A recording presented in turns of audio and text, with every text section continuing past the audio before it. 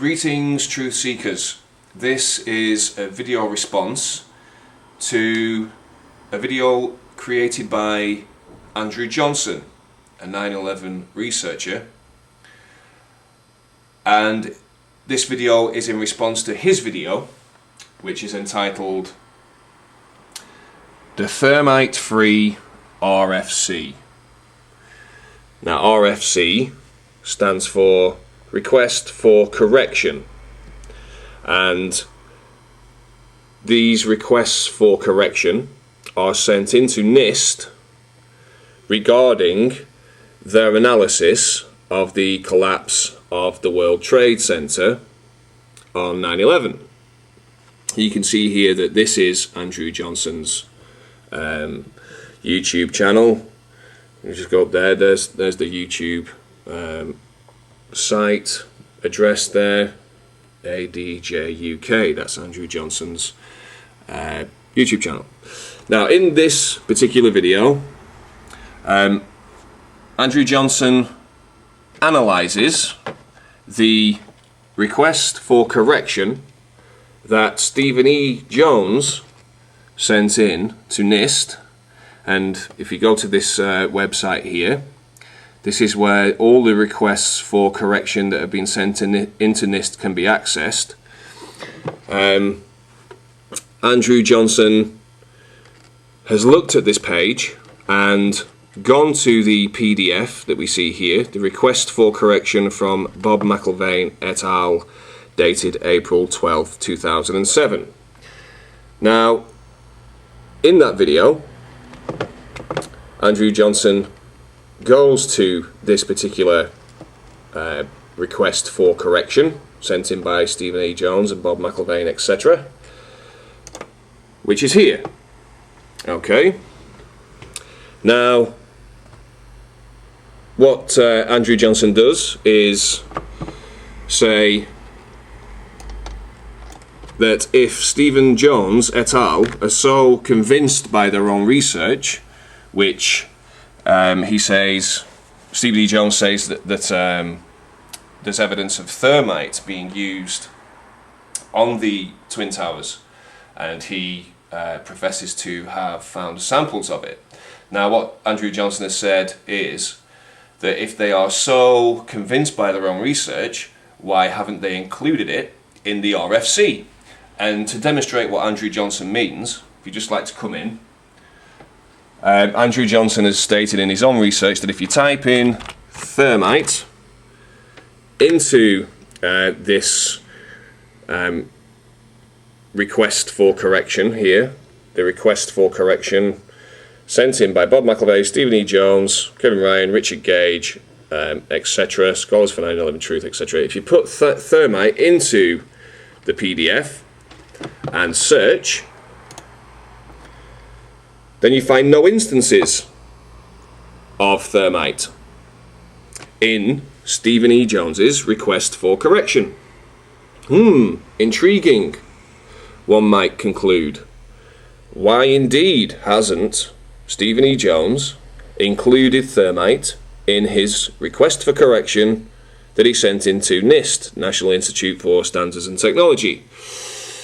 But if we just take a look at Andrew Johnson's video, I'm just going to play some of it here now for you, and this prefaces the search that we have just done. We will notice some useful information. I'll just play that for you now. And then, as you see here, request for correction from Bob McIlvaine et al., which is April the 12th, 2007, and this is the one that we're interested in, because this is the one which Stephen E. Jones and James Gourley put together with a few others, and we're going to download this now. So I'm going to save link as, in fact I'll save it on the desktop, save it there, and it's now downloading, and here it is. And this, I believe, is a text document, so we can select the text here. And so this is the petition. This petition is a request for correction of information sent by, and you can see here Stephen Jones, Richard Gage, Kevin Ryan. So this is all in this document. I'm now going to search this document for the word, say, Jones. And there you see, we see on this panel here, we see all the occurrences in this document of Jones. Okay, I'm not going to go through all of those. But now what I'm going to do, I'm going to do a new search, and I'm going to search for thermite. Oh look, total instances found, none. Now, very interesting, isn't it? The RFC does appear to be thermite free. Or is it? If you just want to come in a little bit further, if we go back a little bit, back through the video, we notice that in Andrew Johnson's search criteria, and I'm going to search for thermite, he has whole words only ticked. Okay? This is from Andrew Johnson's own video where he searches Stephen Jones's request for correction and he has whole words, the whole words option ticked. Okay? Now, I'm going to now search Stephen Jones's RFC myself and untick whole words only. Alright, so there's no search criteria. And I'm going to search for thermite. So I'll press search. And we do have one instance of thermite coming up in the same document that Andrew Johnson claims is thermite free. Andrew Johnson claims that there are no instances of thermite found in the RFC. But if you untick whole words only, you find one. And that takes you to a link. Here we see thermite, the word thermite, section C here, Dr. Stephen Jones, and it's to a link. Now if we click on this link will take you to Stephen Jones's peer-reviewed paper, when it finally comes up, being a little bit slow. Why indeed did the World Trade Center buildings completely collapse? By Stephen E. Jones. Now, if we click search and then put thermite into this search engine, and then let's not forget that this document is linked to in Stephen E. Jones's request for correction. What do we get? 57 cases of thermite found.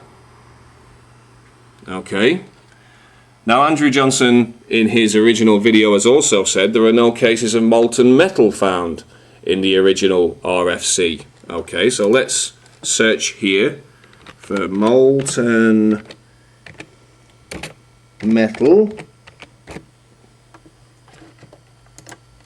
45 instances of molten metal which can be easily found by NIST by simply clicking on the link which includes the word thermite that Stephen E. Jones included in his RFC, which Andrew Johnson states is thermite free. Now, an interesting question must be asked here.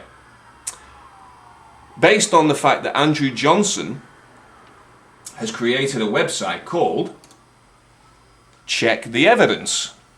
Okay? And here we see it, alwayschecktheevidence.com.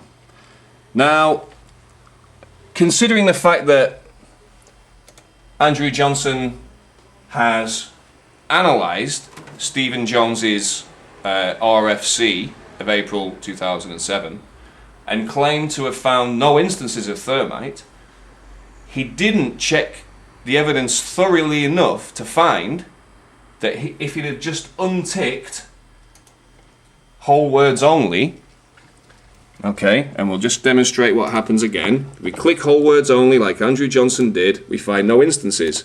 If we ticket, search again, we find 1.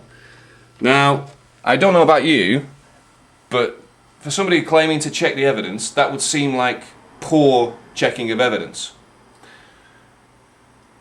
Another claim made in Andrew Johnson's video is that if you go to Judy Wood's RFC, which we can find here, I downloaded this myself just to make it a bit quicker.